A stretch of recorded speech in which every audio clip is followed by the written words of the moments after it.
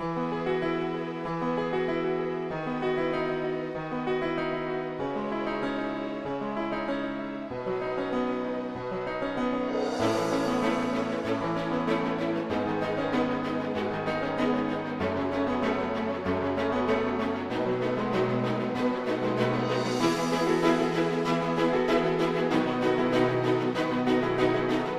guys, welcome to my YouTube channel. My name is Zainab. I am a wedding planner, a wedding blogger. So today, what am I going to be talking about? Today I'm going to be talking about the things that you should know before starting your wedding planning process. Yes, there are certain things, there are a number of things that you should know before starting your wedding planning process, before picking a date or even before hiring a wedding planner. So I'm going to be taking you through those things that you should know before starting your wedding planning process proper. So if you want to know those things, come with me. One very important thing you should know before starting your wedding planning process is the fact that weddings can be very expensive. Like, they are expensive. Is it the food? Is it the decor? Is it the music? Is it the band?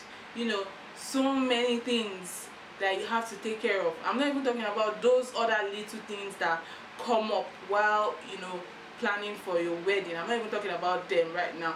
But what I'm trying to say is that weddings can be very expensive. You should know that even before starting your wedding planning process. Just know that if you have not started saving, please start saving. Start saving, because wedding is not cheap at all. It is not a cheap something.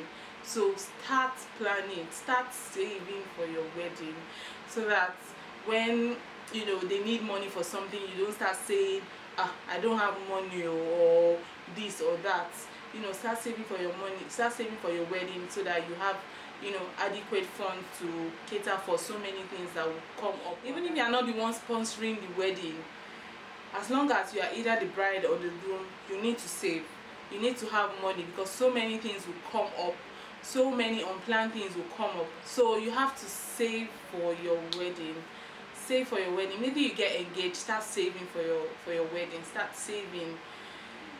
If you go to the market to get something for your wedding, maybe a service or maybe a product, and people hear wedding, like their head, I don't know, it's like their ear used to stand up.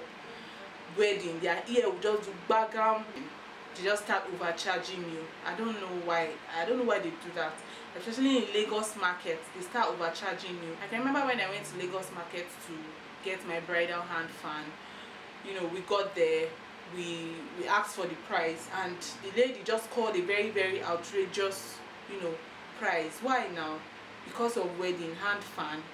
I don't even know where that came from, but I'm sure it's because it was a wedding. You know, it's a wedding fan, it's a bridal fan, so in their head it has to be expensive. So please know that weddings are expensive. After the wedding, you still keep bringing out money. How bad can that be? So you just have to save. There is no limit to saving. Maybe you get engaged or whatever, just keep saving. Even if you are not the one sponsoring the wedding, just, you know, just save. Just have something in your account, because you never can tell. Something will come up. Something would even definitely come up. Even if you have a budget or anything, something will definitely come up that you need to, you know, attend to. And you don't want a situation whereby you do not have money to, you know, attend to that, you know, emergency at that particular time. The more money you save, the better for everybody. The second thing to know before starting your wedding planning process is the fact that, you know, expect the unexpected. Let me just put it that way. Expect the unexpected. Expect to get disappointed. Expect to get angry. Expect to get, should I say, betrayed? I don't know, but let's just leave it at expect the unexpected. Expect to get angry, to get disappointed, and, you know, a range of emotions are going to, you know, they are going to be around for a very long time within that process. Is it from family? Is it from your parents? Is it from your siblings? Even from your friends as well? I can remember during you know, during my wedding planning process, my dad, you know, parents can be, you know, something else. So my dad just kept, you know, inviting people people that did not even really matter. I don't know why he was inviting them. You know, it was so annoying, but there was nothing I could do. I just had to, you know, keep calm. So before you start your wedding planning process, you need to, I don't know if you need to go and buy maybe something in the market, maybe, I don't know, like a bulletproof, because you definitely be taking a lot of bullets. So you need a bulletproof, you know, to protect you from those bullets. Yes, you need to be calm during your wedding planning process. You need to be calm. Honestly, it's going to help you a very, very long way, because if you decide to start reacting to things as they happen, it's going to make you disoriented, and it's going to affect your, you know, wedding planning process in the long run. Even your wedding is even very, very possible that, you know, it affects your wedding in the long run, and even relationships after your wedding, because definitely after wedding, you know, everybody goes back to their houses, friends remain, relationships remain. So you don't want to be a bridezilla, let me put it that way. You don't want to be a bridezilla, and you don't want to offend anybody.